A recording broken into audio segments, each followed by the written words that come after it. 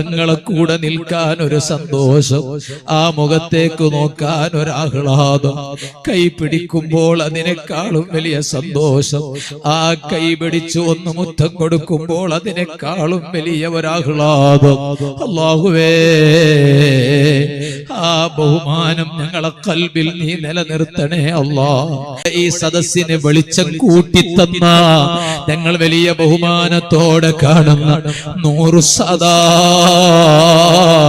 പറഞ്ഞതുപോലെ പ്രകാശമല്ലേ, ആ തങ്ങൾ ഉസ്താദിനോടുള്ള മഹബത്തല്ലാതെ ഞങ്ങളെ കയ്യിൽ വേറെയൊന്നുമില്ല.